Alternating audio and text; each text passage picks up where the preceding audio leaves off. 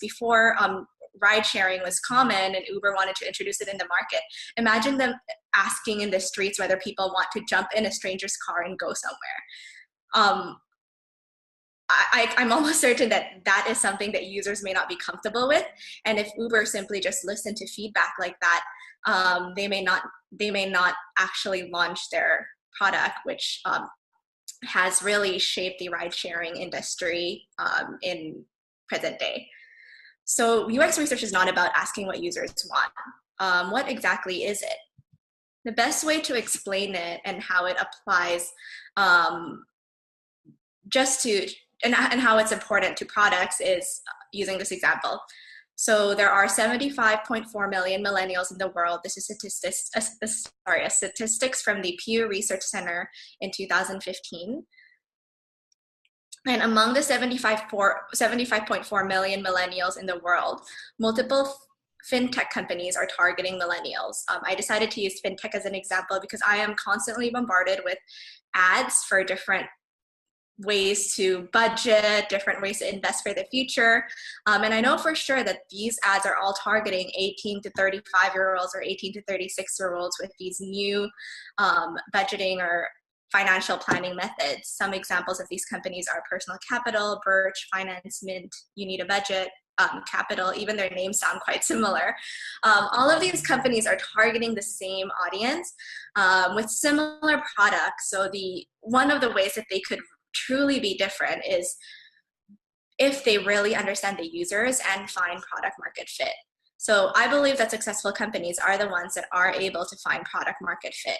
And in order to find product market fit, they need to be able to answer three core things. One, who are our users? So not what they want, but who are they? Define who the users are. Are they 18 to 34-year-olds in coffee shops who are confused about what to do on the weekend, or 18 to 34-year-olds with student debt? How are they struggling in the world? And finally, after you get a stronger understanding of who the users are the users able to use the product that you create enjoyably? If these three questions are answered, I believe that companies would be more prepared to really have that product market fit. UX research ensures that people are at the center of the product design process. This is similar to UX design also, which focuses, of course, more on the design aspect of it, but essentially anything that's related to user experience ensures that humans and people, the users, are really at the center of the design process. And UX research or UX design does this through 4 key steps. Number 1, relevancy. Relevancy answers, like I mentioned earlier, who are the users? How are they struggling? Is the product really relevant to them? Usability. Do users understand how to use the product? This is the most common understanding of UX research. You may have heard of usability tests where users come in and test a product, see if they understand the flow, see if they're able to check out an item if it's an e-commerce, see if they're able to interact with certain features, if it's maybe a social media. The third aspect is delight. Do users enjoy using the product? Will they continue to use the product in the future? And finally, return on investment.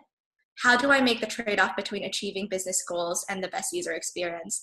The final point, or return on investment, is typically not very apparent in terms of the responsibility of a UX researcher. UX research helps answer whether at this moment in time, the organization should prioritize the best user experience or achieving business goals. This does not happen all the time, but it may. And an example is, let's say with the pressure of shipping products really fast, we may not be able to create the best user experience at this time. Users may not completely understand the product. It's not terrible, but maybe the flow is a little bit confusing, but in order to make it clearer, you would need more engineering resources, and there's just not any engineering resources at this time. The data that you gain from UX research will help you answer whether the experience is okay enough that it's fine for the company to move forward with the business goal and ship the product and iterate on it after shipping, or whether it makes more sense to spend more time on the user experience and maybe not achieve the business goal for this period in time and prioritize the user experience over that. So return on investment is typically the hardest job of a UX researcher, and it involves a lot of cross-functional input and discussions, but the data does help make the prioritization decision. And I think it's very apparent in the market that these decisions are being made when, let's say, you're using an app and you realize maybe it's not the best user experience at the moment. There is perhaps a return on investment decision being made in the background.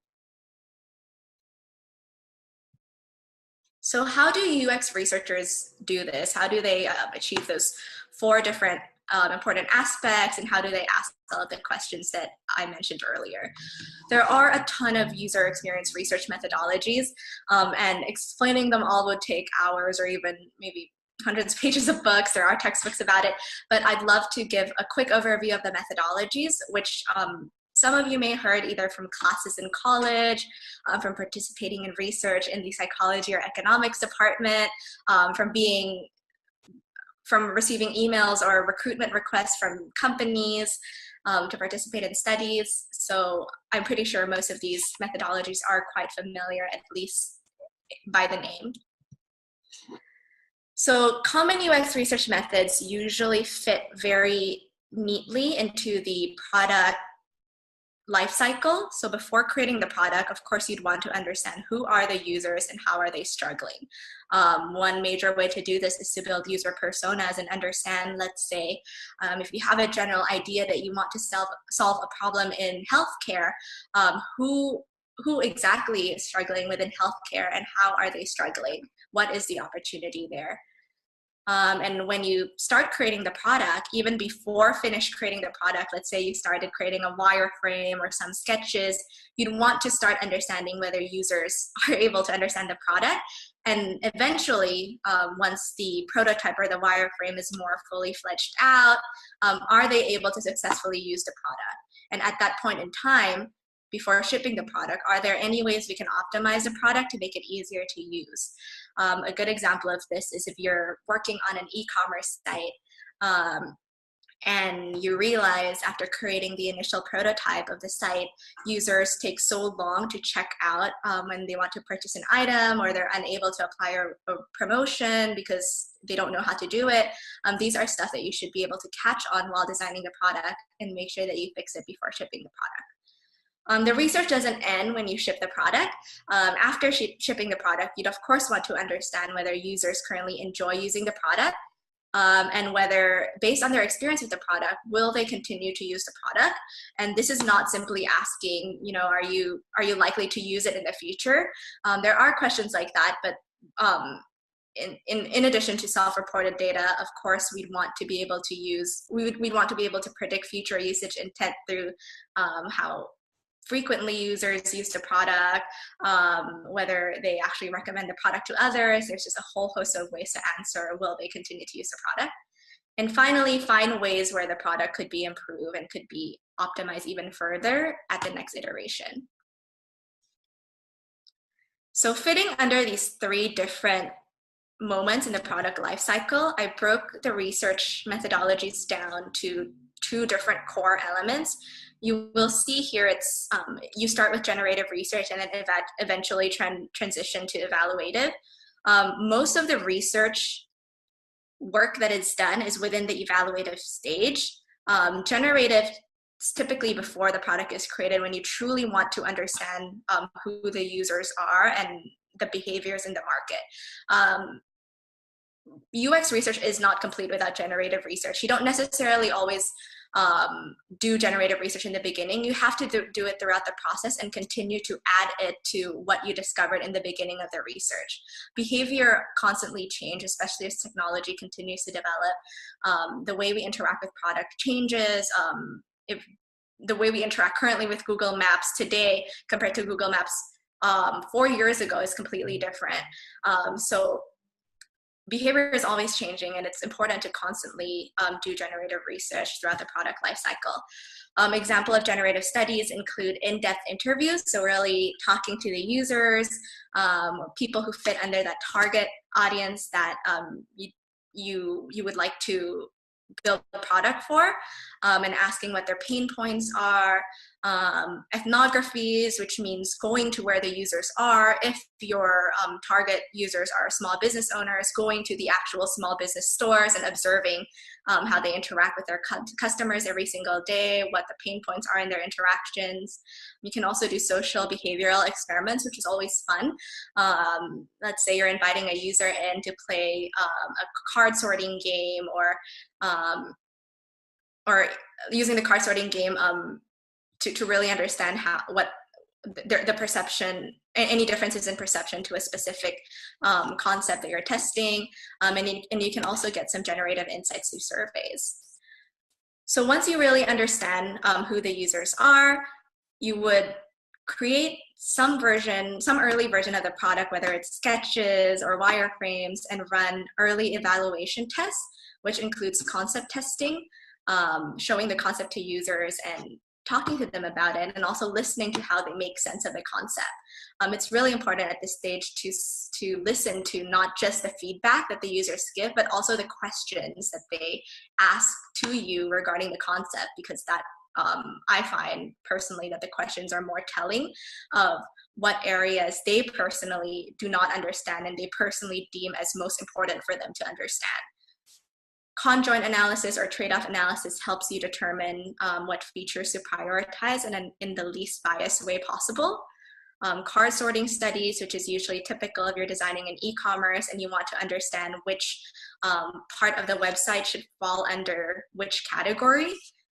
Wireframe testing, and once you have a more final prototype that's more interactive, you would run a usability test, whether moderated, which means you're there to talk to the users, or unmoderated. There are platforms like usertesting.com that's really good for unmoderated tests. You upload your prototype, and within a few hours you get completed videos of people actually testing the prototypes, and you're able to understand the success and error rates, so where users really struggle to use your product and where they're successful, and what areas really cause or really triggers delight.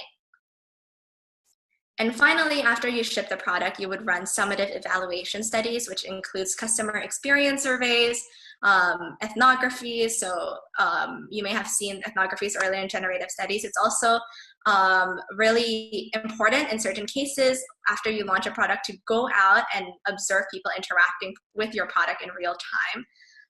Related to ethnographies are contextual interviews. So as people interact with products in real time, it's also great insight to be able to get them to talk and give you feedback about the product as they interact with it. Some other summative evaluation studies that I did not mention here that are important are also diary studies, because people don't just interact with product at one given point in time. Sometimes they use it continuously. So diary studies involve texting usually the users a few times a week or every single day at a specific time, asking them what their experience with your product is like, to check for longitudinal changes. So one thing that's really important in a UX researcher's job is that understanding the user is really not just the job of a researcher. User empathy is the responsibility of the team, and it's the UX researcher's job to ensure that the team develops user empathy. And by team, I mean people in marketing, people in product, designers, engineers. Everyone needs to be involved in really developing the user empathy. So the user is always in the center of the product design process. And because this is so important, it's a crucial role in the UX researcher's job to ensure that there are opportunities for team members to develop user empathy by inviting them to research sessions, by creating research sessions that are specifically geared for people in the team to really understand the users without having to learn about how to conduct a research session. So for example, coming into ethnographies and just doing the observations, or observing contextual interviews, or doing internal within the company studies where users could just give, users within the company, people within the company, employees use the product and can just give feedback to each other. I really truly believe that user empathy, again, is the responsibility of the team, and it is a very crucial aspect to achieving that product market fit and achieving and keeping users at the center of the products that you create.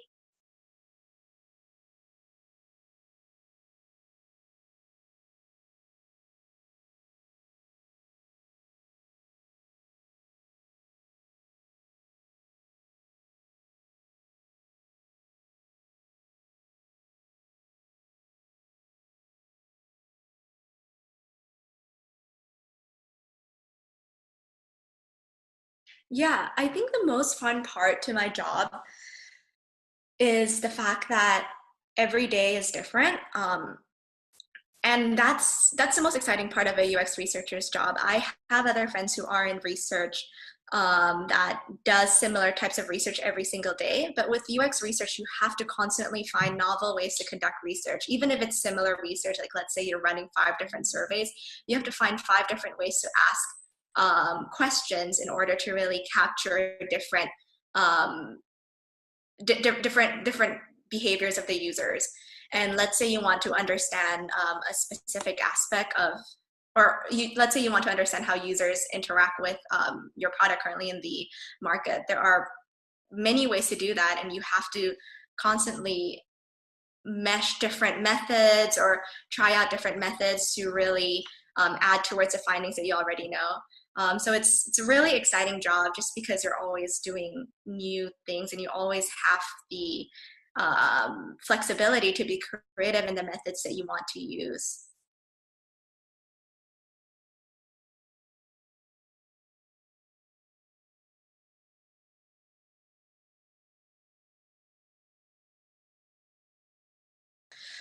So let's start with the established larger company. One thing that I think is very different between the way UX research teams are structured in larger companies compared to smaller companies is teams in larger companies are more specific. So you have a UX research team that's specific to surveys, and another UX research team that's perhaps specific to interviews, and another that's specific to just usability. Another way that these larger companies divide the team is also specific to certain products. So there's a team that, let's say, specializes in the feed product, and then another in the photos aspect of the product. So if you're looking to get your first role in a larger company, you'd want to make sure that the skills you present are specific to the team that you're interested in applying for. So let's say if the role is for a UX researcher in the surveys team, you would want to really highlight the experience that you've had, whether in college or at previous roles, working on a survey, determining questions for a survey. And let's say if in a larger company, what they're looking for is a researcher specific to the photos team, you'd want to really look at the photos product and understand what specific research needs to be done for that particular product. So instead of expanding or highlighting the multiple skills that you have, understand what they are truly looking for in that specific role and highlight the skills and experience that you have for that role. In a smaller company, mixed methods research is more common, which is what I described today, being able to conduct different types of research methods, whether interviews, surveys, usability. These smaller companies are looking for researchers to test a product throughout the entire life cycle. So you'd want to be able to highlight your flexibility and experience in conducting research throughout the entire life cycle, or ideas on how to make research more streamlined, more simple, faster, and cheaper. It's less specific than a larger company, and it's more, I guess, a good word to describe it, more overarching and flexible and throughout.